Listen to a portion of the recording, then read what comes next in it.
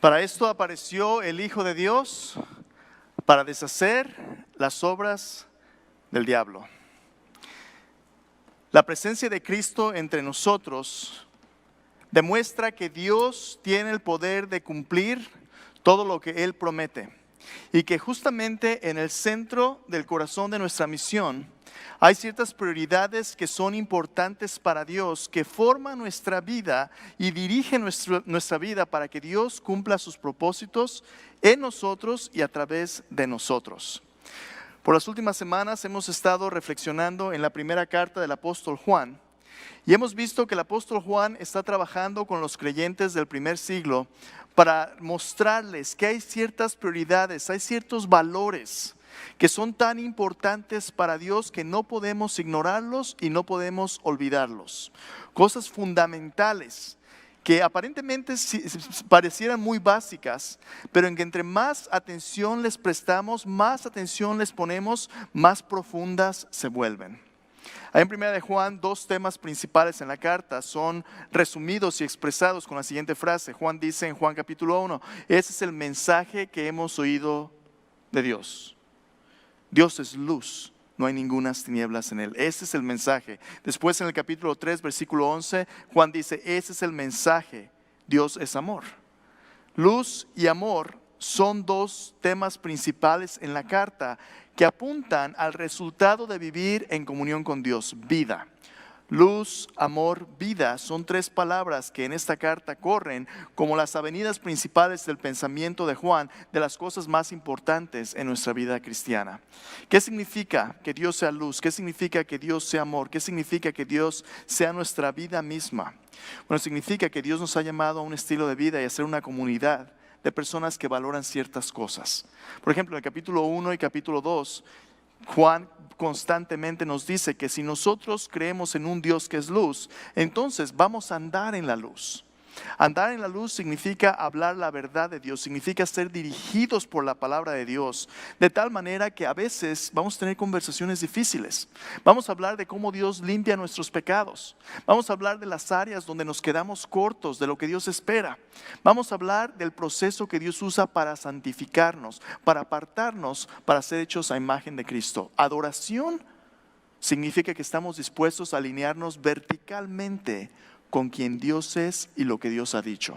La palabra escrita de Dios es el fundamento de nuestras relaciones con Dios y los unos con los otros. Que Dios es luz significa que somos dirigidos por su palabra. Pero la realidad de las cosas es esta. A pesar de que nuestras intenciones pueden ser seguir a Dios y andar en la luz, todavía luchamos con el pecado. Todavía luchamos y nos quedamos cortos. Dijimos la semana pasada, nos vamos a decepcionar unos a otros a veces. Es cierto, todavía nos falta, estamos siendo perfeccionados, pero todavía no somos perfectos. Dios es luz y Dios es también amor. No solamente Dios nos da su verdad, también nos da una comunidad de personas donde juntos en amor podemos ayudarnos a crecer unos a otros. El que seamos parte de la familia de Dios nos dice que no solamente es importante alinearnos verticalmente con la verdad de Dios, de la palabra de Dios, sino que también tenemos que comprometernos horizontalmente unos con otros en amor. Quiero que pienses de esta manera. En el centro de nuestros valores, la cruz revela precisamente nuestro andar en luz y en amor. Verticalmente, la justicia de Cristo es lo que nos relaciona con Dios. No es por mi esfuerzo, es por sus méritos que podemos tener una relación con Dios. Somos reconciliados con Él, verticalmente alineados. Pero después, ¿qué? Cristo es nuestra paz. Cristo nos reconcilió no solamente con Dios, sino el uno con el otro. Antes éramos enemigos, mordiéndonos, comiéndonos unos a otros. Ahora hay paz entre nosotros porque Cristo es nuestra paz. Somos parte de una misma familia. En lugar de ser enemigos, ahora somos hermanos, somos hermanas de sangre. La sangre de Cristo, que es la que nos une a todos nosotros. Estamos horizontalmente comprometidos como familia de Cristo unos con otros. ¿Y entonces qué? Bueno, esa es precisamente la siguiente parte de 1 de Juan. Dios es luz, es la primera en los primeros 2 capítulos. Después capítulo 3 y capítulo 4 nos hablan acerca de este compromiso de amor.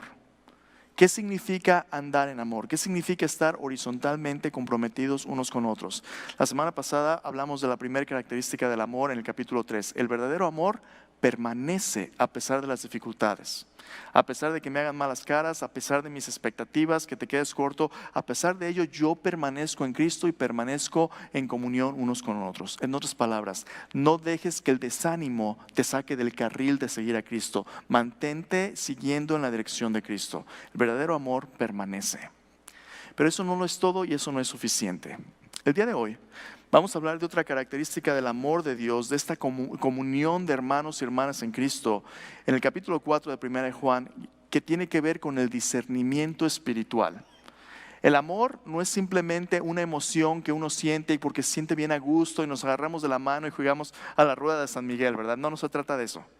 El verdadero amor realmente es la unidad que resulta de nuestra identificación personal con la verdad de Dios. El verdadero amor necesita discernimiento. No solamente permanece, sino que el verdadero amor discierne. El día de hoy vamos a hablar de cómo el discernimiento es lo que nos guía en un mundo de ciegos. Déjame darte un ejemplo. Esta es una ilustración que escuché a un predicador compartir hace mucho tiempo y se me quedó grabada y te la voy a compartir. Estaba contando que una mujer estaba en una ciudad muy grande, en el centro de la ciudad, tratando de cruzar la calle. Era como downtown Dallas y había muchísimos carros, están pasando por todos lados. Los semáforos no funcionaban y era un desastre y ella tenía que llegar a una cita que no podía perderse. Era una persona mayor, estaba tratando de cruzar la calle, pero cada vez que trataban nadie le daba la oportunidad de pasar y era una locura, era cruzar muchos carriles, era muy difícil, se le estaba ya haciendo tarde y estaba empezando a desesperarse. Trata de cruzar, no puede, es peligroso y de repente, detrás de ella escucha una voz varonil que le dice: señora, ¿me permitiría usted cruzar la calle con usted? Respirando un poquito de ánimo y descanso, el extraño le ofrece el brazo. Y ella lo toma sin mirar porque tampoco quiere exponerse mucho, pero tiene que cruzar. Toma el brazo y empiezan a cruzar los dos juntos.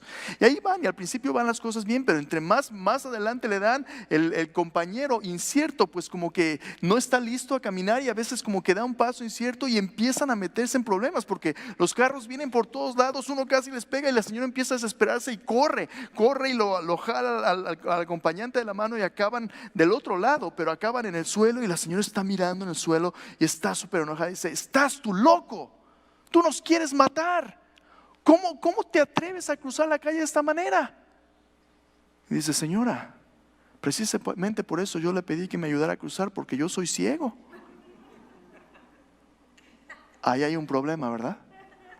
El Señor Jesús dice que si un ciego guía a otro ciego, entonces ambos caerán en el hoyo.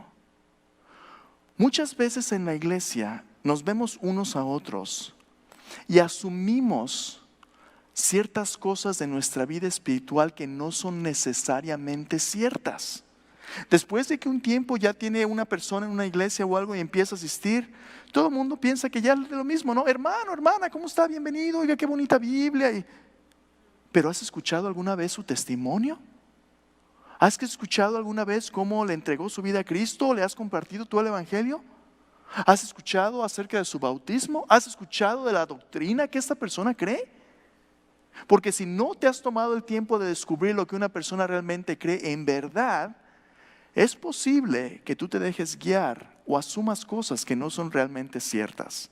Cuando prendes la tele o estás escuchando la música en una estación cristiana, no porque escuches ciertos cantos o porque mencionen el nombre de Jesús o porque veas a una persona que es un pastor o predicador en la tele predicando, asumas que es la verdad de Dios. De hecho, en este púlpito, no porque un servidor te esté diciendo ciertas cosas, asumas que eso es todo lo que hay, a menos que venga de la verdad y la palabra de Dios, porque si no, un ciego guiando a otro ciego, ambos caerán en el hoyo. Decimos en español, ¿verdad? No todo lo que brilla es oro. Y el discernimiento es importante porque hay un montón de estafadores que están buscando aprovecharse del pueblo de Dios, no solamente física, sino también espiritualmente. Tú tienes que ser una persona que discierne la verdad de Dios y te dejes guiar por lo que Dios ha dicho, no por lo que la gente dice. Discernimiento. ¿Qué es el discernimiento? En Hebreos capítulo 5, versículo 13 y 14, Hebreos 5, 13 y 14, el autor de Hebreos está hablando con un grupo de cristianos que ya tenían mucho tiempo de seguir a Cristo, pero les dice, ustedes deberían de ser ya maduros, ya adultos, pero tienen necesidad de que se les trate como niños pequeños. Ustedes ya deberían de estar comiéndose un bistec, una comida fuerte, pero tienen necesidad de la leche espiritual otra vez. ¿Qué está diciendo el autor de Hebreos? Nada malo con la leche. La leche es importante y esencial. Cuando un bebé nace no puede comerse un bistec, ¿verdad? A menos que sea de Dallas y ya todo el mundo aquí come tanta carne. Pero un bebé, ¿qué tiene que comer? Leche. Y cuando un bebé come leche, tiene que primero desarrollarse para poder comer otras comidas, ¿no? Es parte del proceso de madurez, pero la leche es importante. Pero si solamente come leche por toda su vida, va a estar desnutrido. Necesita madurar. Y el autor de Hebreos dice, el alimento sólido es para aquellos que tienen por el uso sus sentidos ejercitados en el discernimiento del bien y del mal. ¿Cómo es que un cristiano madura y crece para parecerse a Cristo? ¿Cómo es que maduramos en la luz y en el amor de Dios? Maduramos cuando examinamos todas las cosas enfrente de nosotros, cuando tenemos que tomar decisiones y escogemos apartarnos del mal y vivir el bien. El apóstol Pablo les dijo a los tesalonicenses, examínenlo todo, retengan lo bueno, absténganse de toda especie de mal. La vida que no es reflexionada, la vida que no es discernida, toma el riesgo de ser dirigida a un hoyo como los ciegos dirigen. Entonces, venga conmigo, 1 Juan capítulo 4, ¿cómo es que vamos a crecer en discernimiento? Y la pregunta de hoy es sencilla, ¿por qué es el discernimiento espiritual una cualidad esencial de una iglesia sana? Si tú vas a estar en una iglesia donde vas a crecer y madurar en amor y en verdad, tienes que convertirte en una persona que eres capaz de poco a poco discernir cada vez más, escoger cada vez más lo que realmente Dios quiere que hagas, no las modas, no lo que la gente diga. Tienes que tener convicciones personales y esas convicciones tienen que estar basadas en la palabra de Dios. Si una iglesia nada más se deja llevar por lo que un hombre diga, estamos en grandes aprietos. Tú tienes que venir y escuchar lo que Dios dice en la palabra de Dios. Entonces, ¿por qué eso es importante? Juan nos da dos razones, ahí en 1 Juan capítulo 4. La primera de ellas, si tienes tu Biblia, Juan capítulo 4, versículo del 1 al 6, Juan nos dice que es importante porque la verdad de Dios es como en un cuerpo humano, es como el tejido conectivo que une a los miembros del cuerpo de Cristo. En otras palabras, la verdad de Dios es lo que nos da una alineación vertical, es lo que nos une y nos da una línea de comunicación con Dios para hacer lo que Dios manda, no lo que la gente quiere. En el cuerpo humano tenemos diferentes tipos de tejidos. Tenemos los que estudian anatomía dicen que tenemos 4 tipos de tejidos principales. Los tejidos del sistema nervioso, los tejidos del epitelio o lo que cubre nuestro cuerpo como la piel, el tejido conectivo y el tejido muscular. Los tejidos conectivos son aquellos tejidos que nos dan toda la estructura de nuestro cuerpo humano. Cosas como los tendones, las articulaciones, los huesos, las fibras de colágeno que mantienen tus órganos en su lugar, todo este tipo de tejidos, incluso la sangre es uno de nuestros tejidos conectivos. ¿Será importante la sangre? Increíblemente importante. El tejido conectivo es lo que da al cuerpo de Cristo unidad para que no te hagas gelatina, es lo que te da consistencia. Juan en estos versículos que vamos a leer nos dice que la verdad de Dios es lo que nos une como un cuerpo y una familia de Cristo. No son nuestras preferencias, no son los caprichos de una persona, son las convicciones de la verdad revelada de Dios. Por eso es importante el discernimiento, porque nuestra comunión está basada en la verdad de Dios. Pero tú tienes que ser capaz de saber lo que Dios ha dicho. Entonces vamos a ver eso primero. Y segundo, nos va a decir en el versículo 7 al versículo 19, capítulo 4, nos va a decir que para poder continuar en la verdad de Dios vamos a necesitar músculos, vamos a necesitar ayuda. El amor de Dios en comunidad es como el tejido muscular que ya sabiendo lo que Dios espera de nosotros, ahora tiene que ponerlo en acción para que nosotros podamos no solamente saber la verdad de Dios, sino vivir la verdad de Dios en amor. Entonces vamos a ver esas dos cosas. ¿Cuál es la estructura que nos une unos a otros? Y vamos a ver también cuál es la energía que nos motiva a servirnos unos a otros. ¿Tiene sentido? Ok, entonces acompáñame. Si tienes tu Biblia, vamos a 1 Juan capítulo 4. Voy a leer versículo 1 al versículo 6. La verdad revelada de Dios es ese tejido conectivo que une a los miembros del cuerpo de Cristo unos con otros. Mira lo que dice allí. Dice: Amados, no creáis a todo espíritu, sino probad los espíritus si son de Dios, porque muchos falsos profetas han salido por el mundo. En esto conoced el Espíritu de Dios. Todo espíritu que confiesa que Jesucristo ha venido en la carne es de Dios. Todo espíritu que no confiesa que Jesucristo ha venido en la carne no es de Dios, y este es el espíritu del anticristo, el cual vosotros habéis oído que viene y que ahora ya está en el mundo. Hijitos, vosotros sois de Dios y los habéis vencido, porque mayor es el que está en vosotros que el que está en el mundo. Ellos son del mundo, por eso hablan del mundo y el mundo los oye. Nosotros somos de Dios, el que conoce a Dios nos oye, el que no es de Dios no nos oye. En esto conocemos el espíritu de verdad y el espíritu de error. Entonces, ¿por qué es importante el discernimiento? Bueno, quiero que veas ahí en el versículo 1 que para empezar, discernimiento espiritual es un mandamiento. El apóstol Juan nos dice ahí: amados, no creáis a todo espíritu, sino probad los espíritus. Como un miembro amado de la comunidad de Dios, Dios te ha mandado a examinarlo todo. No tienes tú la libertad de sentarte cómodo en tu banca y nomás decir: a mí nomás denme, aliméntame. No. Tú tienes que ponerlo en práctica. Discernimiento es algo como el ejercicio. Tú no puedes aprender a nadar por correspondencia. Tienes que meterte al agua. Tienes que aventarte. Si no te avientas a nadar, tú puedes saberte las dimensiones de la alberca, la densidad del agua, los diferentes estilos en teoría. Pero hasta que no los pones en práctica no vas a aprender a nadar, no vas a ejercitarte. La verdad de Dios es lo mismo, ¿verdad? Dios nos ha dado la Biblia, nos ha dado su palabra, pero hasta que no la crees y la pones en práctica decidiendo entre una cosa y otra, es nomás un libro en un librero. A veces me irás a decir que es nada más el desodorante santo, ¿verdad? Nomás lo trae uno al culto el domingo, pero nunca lo abre uno en la casa y está, y regresa a la casa y lo deja donde mismo. A veces hasta se nos olvida en la iglesia, ¿verdad? Semanas pasan y nunca nadie lo abre. No. Juan manda a la iglesia que examinemos todo y no creamos a todo espíritu. ¿Cómo saber cuál es la verdad de Dios? Hay tres cosas que caracterizan la verdad de Dios en lo que Dios nos ha dicho. Primero dice, hay verdad y hay error. Hay cosas verdaderas, hay cosas falsas. Hay falsos profetas. ¿Qué es un profeta? Un profeta, a veces la gente piensa, un profeta es alguien que habla del futuro, ¿verdad? Bueno, la profecía a veces incluye cosas del futuro. Pero la profecía no es adivinación, la profecía no es principalmente hablar del futuro. Un profeta es una persona que comunica la verdad de Dios al pueblo de Dios.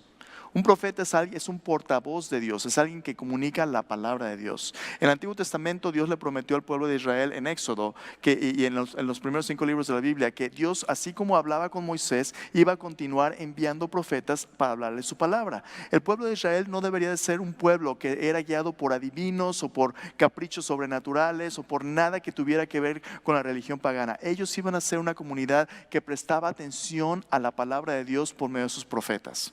La Biblia, el Antiguo Testamento, es el registro de las palabras de Dios a través de los profetas del Antiguo Testamento. Tenemos un libro de este tamaño de todo lo que Dios le dijo al pueblo de Israel. ¿Para qué? Para que sepamos discernir cómo es que Dios habla y lo que Dios quiere, la voluntad de Dios. Hay personas, sin embargo, y siempre lo hubo en la historia del pueblo de Israel, que se levantaron diciendo: así dice el Señor, cuando el Señor no había hablado. ¿Cómo sabemos si realmente alguien es un verdadero profeta de Dios? Bueno, el apóstol Juan nos da varias cosas importantes aquí a considerar. Nos dice: en esto conoced el Espíritu de Dios. Todo espíritu que confiesa que Jesucristo ha venido en carne es de Dios. Un par de características. Primero, cuando una persona habla en nombre de Dios, tiene que ser dirigido, tiene que ser inspirado por el Espíritu de Dios. ¿Qué significa eso? Acompáñame si tienes tu Biblia. Segunda de Timoteo capítulo 3. Segunda de Timoteo capítulo 3, versículo 16. Vamos a leer desde el versículo 15. Antes de que leamos este pasaje, 14, desde el versículo 14. Segunda de Timoteo 3, 14. Antes de que leamos este pasaje, quiero que notes que está muy de moda en las iglesias, especialmente evangélicas, y especialmente en aquellas que tienen un corte más carismático, que las personas digan cosas como esta: el Señor me reveló y el Señor me ha dicho. De hecho, en las elecciones hace unos cuantos días, algunos pastores andaban profetizando: no, el Señor ha dicho que el tal candidato va a hacer tal cosa. Y empezaban a hablar en el nombre de Dios. En el Antiguo Testamento, cuando un profeta hablaba y no se cumplía lo que decía, La sentencia por ello era pena capital. Cuidado.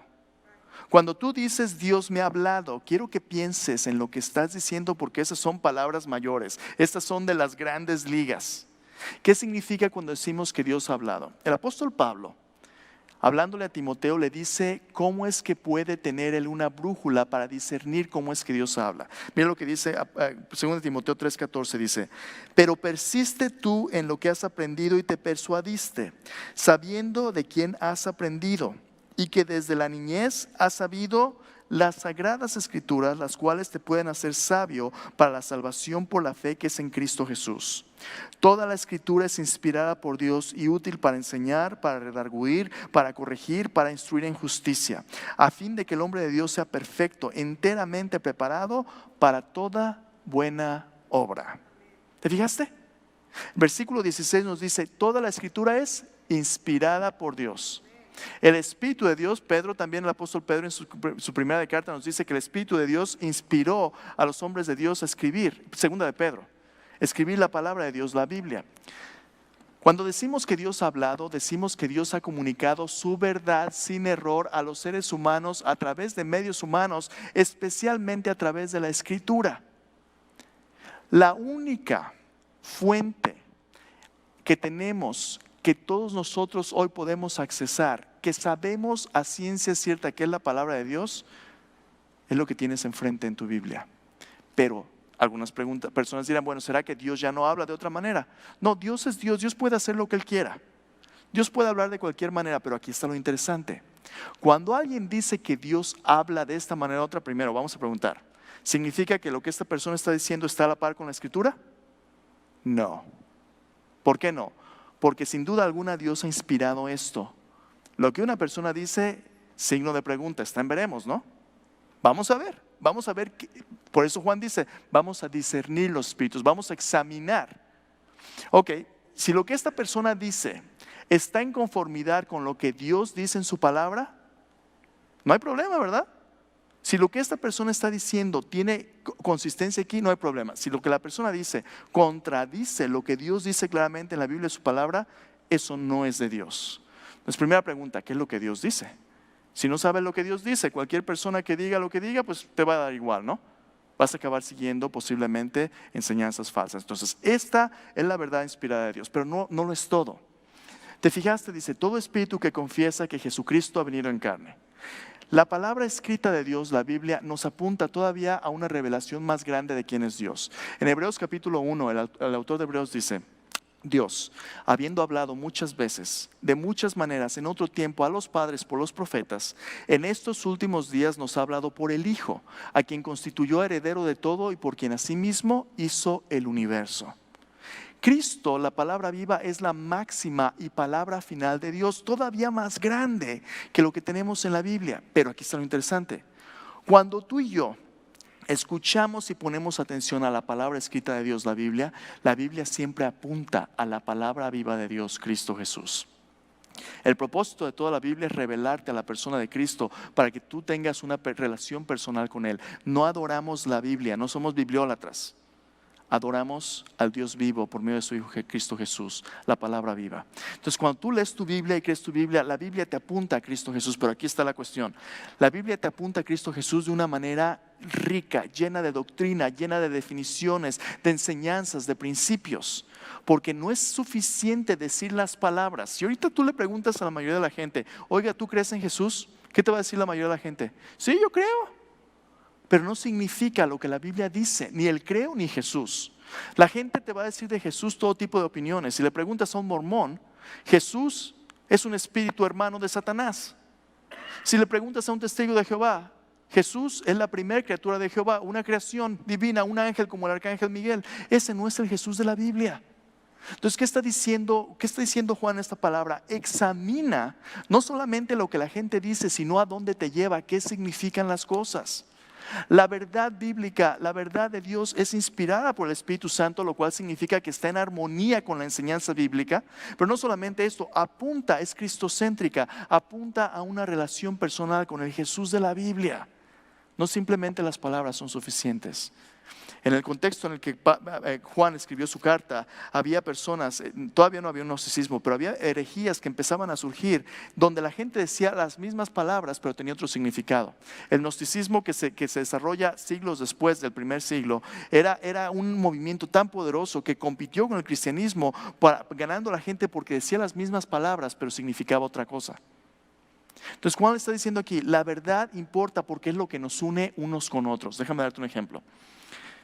Aquí en este molde tengo unos balines de plástico que son para las BB guns, un montón, ¿verdad? Jesús nos dijo que la iglesia, estamos en el mundo pero no somos del mundo. Aquí tengo otro tipo de balines. Esos balines los ves de otro color, son negros, pero estos son balines metálicos. Cuando los ponemos todos juntos, ánimo, no tengo todo el día. Cuando los pones todos juntos y los mezclas, ahí están mezclados, ¿verdad? Es difícil saber cuál es cuál, y si los quisieras separar tendrías que hacerlo uno por uno. Es difícil. Jesús dijo que estamos en el mundo pero no somos del mundo. ¿Cuál es la diferencia? ¿Cómo podemos discernir en un mundo de tantas cosas? Aquí en mi mano derecha tengo ¿qué es esto? Es un imán. Un imán de 500 libras de fuerza. Si lo pones es difícil de quitar. Quiero que veas lo que pasa cuando acerco el imán. ¿Fijaste? Por su naturaleza, esos balines metálicos, tan pronto como entran en este campo electromagnético, resuenan con el magnetismo y sin pensarlo dos veces, todos se unen verticalmente alineados con este campo magnético, pero también identificados unos con otros. Ahí hay unos que son de plástico y quieren pegarse, mira, pero como no son realmente, no van a seguir con Jesús. Fuera, nada, es cierto. No les costó trabajo a esos balines unirse al magneto. ¿Sabes por qué? Porque así como cuando Jesús les dice a sus discípulos, dice, yo soy el buen pastor, mis ovejas oyen mi voz, yo las conozco. En esta comunión, en esta iglesia, discernimiento significa que cuando Jesús habla su palabra, sabemos quién es Él y nos alineamos con Él y unos con otros. Estamos aquí no porque nos caigamos bien, no porque nos la pasemos muy contentos unos con otros, sino porque esa es la voluntad de Dios para su familia. Y cuando la palabra de Dios dice algo, nosotros queremos ser obedientes a Él porque le amamos a Él, porque nos amó primero. Ese es discernimiento. Tú y yo tenemos que alinearnos con la palabra de Dios, no con la opinión de gentes. Es inspirado por el Espíritu, es cristocéntrico, pero no solamente eso, también es lo que edifica nuestra comunidad. ¿Te fijaste en el versículo 4 lo que Juan dice? Dice, capítulo 4, versículo 4, hijitos, ¿vosotros sois de quién? Sois de Dios. Y los habéis vencido, porque mayor es el que está en vosotros que el que está en el mundo. Si Jesús vive en ti, la vida de Jesús en ti es lo que te une a Él y unos con otros. Pero mira lo que dice, ellos son del mundo, por eso hablan del mundo y el mundo los oye. Nosotros somos de Dios, el que conoce a Dios nos oye, el que no es de Dios no nos oye. Déjame preguntarte algo. ¿Qué te trae a esta iglesia a ti? ¿Qué te trae? Si no es un deseo profundo de conocer, creer y vivir la palabra de Dios, la verdad de Dios, ahí tenemos un problema. Mira, cada domingo el pastor Roberto y yo, cuando predicamos, oramos, nos preparamos, pero a veces me frustra, y te lo confieso, a veces me frustra que predicamos lo que la palabra de Dios dice. Y a veces encontramos gente que dice, es que eso yo ya lo oí. ¿Tienes otra cosa? ¿Algo más interesante? Te estoy hablando de Cristo, te estoy hablando de la verdad del Dios verdadero. No es suficientemente bueno, ¿verdad?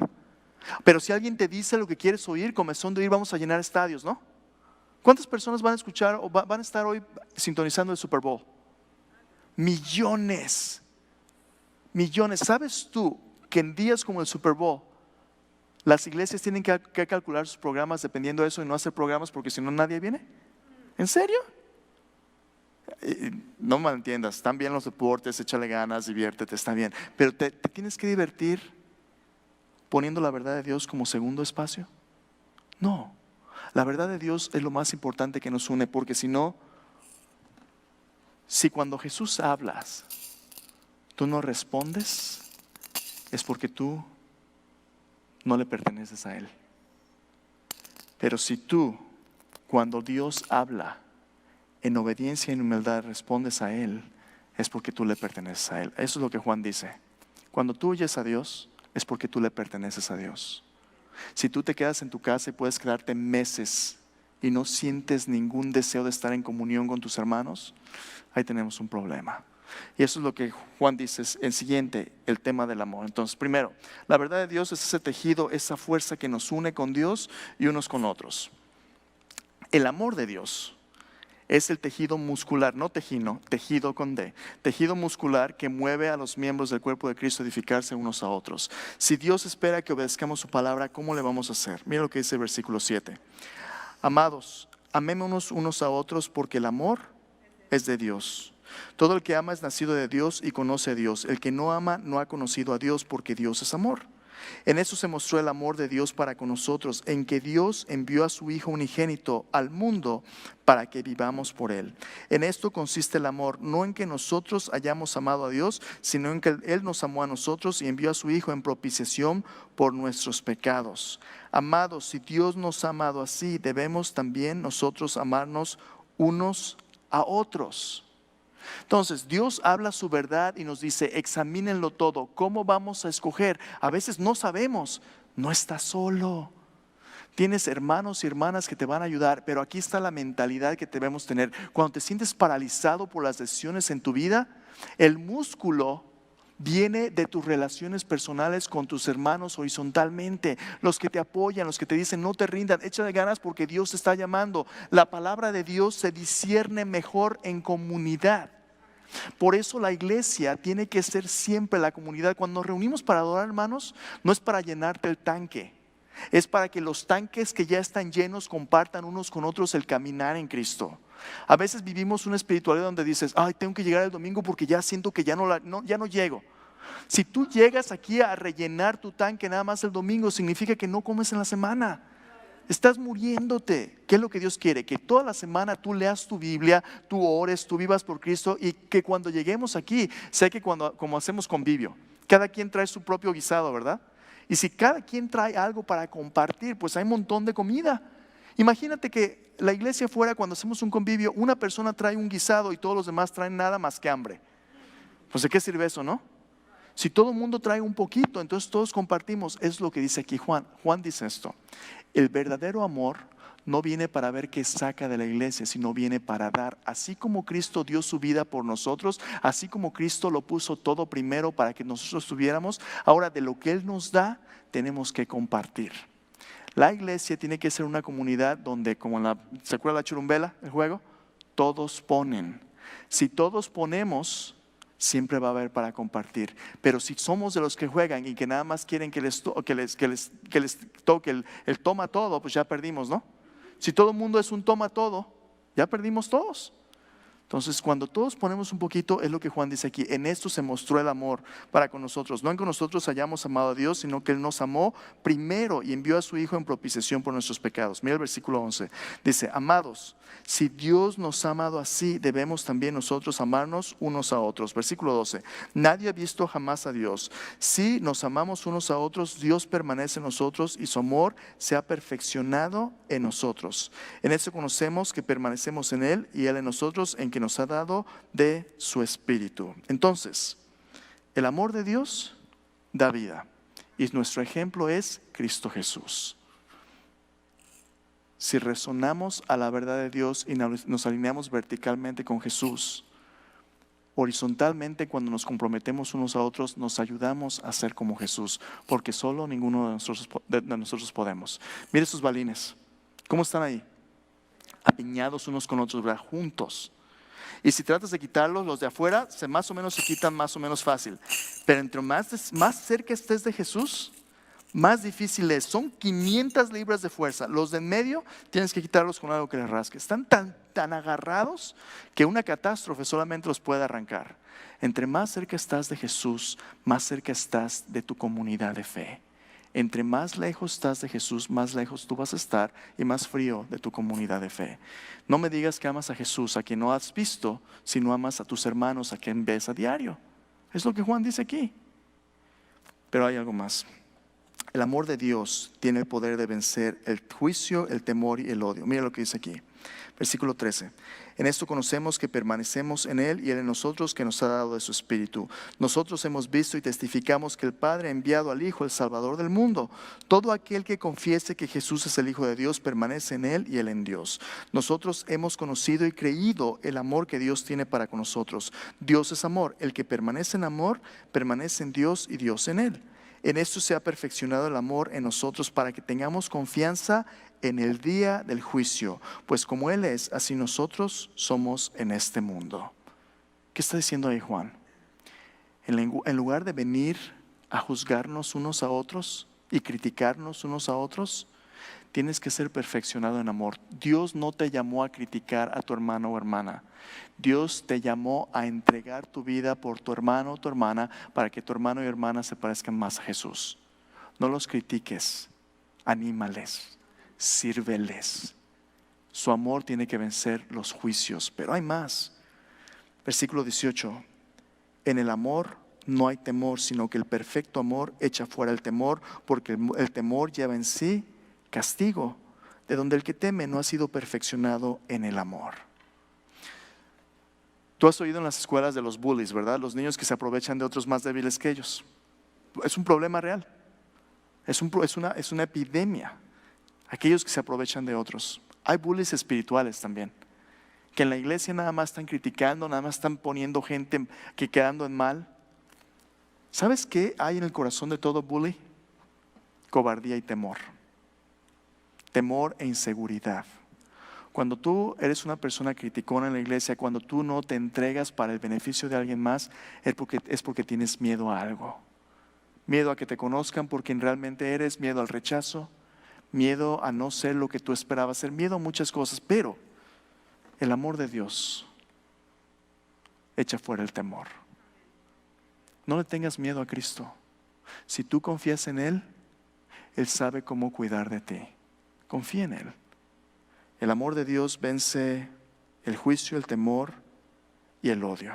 Mira lo que dice el versículo 19 al 21. Nosotros le amamos a Él porque Él nos amó primero. Si alguno dice, yo amo a Dios y aborrece a su hermano, es mentiroso. Pues el que no ama a su hermano a quien ha visto, ¿cómo puede amar a Dios a quien no ha visto? Nosotros tenemos este mandamiento de Él. El que ame a Dios, ame también a su hermano. Hazme un favor. Mira aquí alrededor. Mira alrededor, mira las bancas detrás. Somos unos 70, posiblemente 80, ¿verdad? De esos 70, 80, levanta la mano si alguien te cae gordo. No, no es cierto. No, levante la mano. Levante la mano. Pero yo estoy seguro que no somos monedita de oro, ¿verdad? Más de uno, estoy seguro, por lo menos estadísticamente, más de uno te cae gordo. Bueno, excepto hermana Claudia, porque ya está casi como Jesús, pero todavía no. Casi, pero todavía no. Estoy seguro que alguien te ha causado conflicto, o estoy seguro que, y si no te lo ha causado pronto, te lo va a causar, promesa, ¿verdad? Ahí viene, aguas.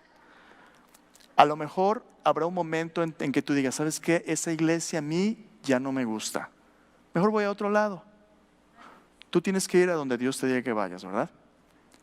Pero si Dios te trajo aquí, Dios no te trajo aquí para que esta gente te guste. Dios te trajo aquí para que a esta gente tú la ames y esta gente te ame. No se trata de lo que a ti y a mí nos gusta. Se trata del amor de Dios por nosotros y el amor de nosotros unos por otros. El amor, no tus gustos, es lo que le da a la verdad de Dios la unidad que nos permita crecer. Terminar con esto. Este mundo te dice lo que tú quieres oír para reducirte a uniformidad. Las modas son el ejemplo perfecto, ¿verdad? Si tú te vistes así, si luces así, vas a las modas. El mundo quiere que seas todo lo mismo y todo igual. Ese es un gran error. Así se llenan las iglesias enormemente, ¿verdad? Porque el profeta dijo, tú ponle atención a tu Biblia, no te preocupes lo que el mundo diga. Dios te dice en su palabra lo que necesitas oír para vivir en comunidad. ¿Qué? Su verdad y su amor. No lo que tú quieres, pero lo que tú y yo necesitamos. El discernimiento es lo que nos mueve de uniformidad a comunidad. Si vamos a ser una comunidad, vamos a ser una comunidad que hable la verdad en amor. Oremos. Ahí mientras estás orando tú,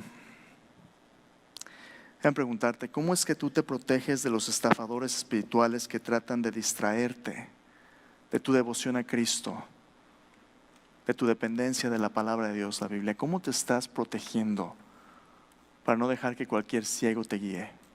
¿Estás leyendo tu Biblia? ¿Estás memorizando? ¿Estás comparando la enseñanza con lo que dice Dios allí? ¿Qué quiere Dios que hagas para crecer en tu compromiso horizontal, cuidando de los miembros de tu familia espiritual? Hermanos, Dios no nos va a traer a nadie que no podamos cuidar.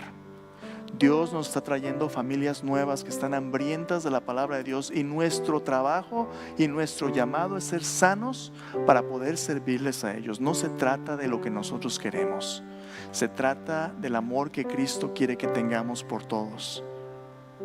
¿Estás dispuesto a decirle: Señor, úsame para ser de bendición a alguien más? Deja a un lado lo que tú quieres, deja que Él te dé lo que necesitas, su verdad, su amor. Padre, gracias por permitirnos estar aquí el día de hoy. Señor, al responder en tu presencia, Señor, llénanos con la verdad de tu palabra. Por tu Espíritu Santo, apúntanos cada vez más a parecernos a Jesús, Señor. Esta iglesia no es la iglesia de nadie, sino tuya, Señor. Y esta iglesia, Señor, desesperadamente desea tu palabra, desea nutrirse de tu verdad. Señor Jesús, queremos oír tu voz. Tú eres el buen pastor. Así que, Señor, te necesitamos. Señor, únenos cada vez más como hermanos y hermanas, para que cuando el mundo vea, Señor, esta comunión y esta comunidad, pueda ver tu amor a través de nosotros. Gracias, Señor. Vence el juicio, vence el temor por medio de tu amor. En el nombre de Jesús. Amén.